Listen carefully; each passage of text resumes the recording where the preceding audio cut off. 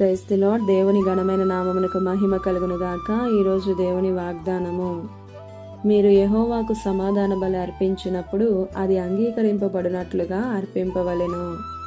లేవియా కాండము 19వ అధ్యాయం 5వ వచనము. ఈ ఉదయకాల సమయంలో గనుడైన దేవుడే మనందరితో మాట్లాడుతున్నాడు. మీరు యెహోవాకు బలిగా అర్పించినప్పుడు అది అంగీకరింపబడినట్లుగా ఉండవలెను అని వాక్యం సెలవిస్తుంది. మన ప్రార్థనలు దేవుడు అంగీకరించే విధంగా ఉంటున్నాయా లేదా మన జీవితం ఎలా ఉంది అనేది మనం తెలుసుకోవాలి. అబ్రహాము తనను తాను తగ్గించుకొని నేను ధూళియు బూడిదనై ఉన్నానని ప్రార్థన చేస్తున్నాడు. అంతేకాక లోతు గురించి వేడుకోవడం, ఆ ప్రార్థనను కూడా దేవుడు అంగీకరించాడు.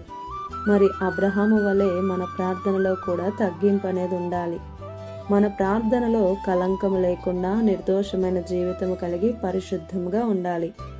కలంకం లేనిదే మనం దేవునికి అర్పించాలి. యథార్థవంతుల ప్రార్థన దేవుడు అంగీకరిస్తాడు. హిజ్కియా దేవుని దృష్టికి యథార్థంగా ప్రవర్తించాడు.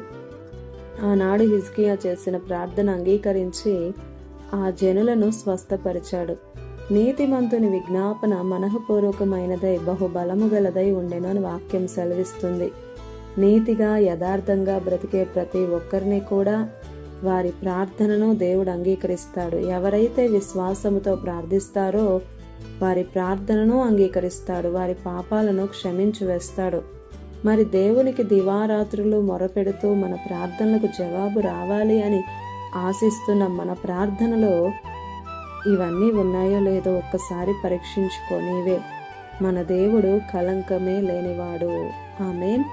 ఈ దిన వాగ్దానం మనందరి జీవితాల్లో నెరవేరాలని కోరుతూ దేవుని సువార్త పరిచర్యలో మీ సహోదరి ప్రసన్న.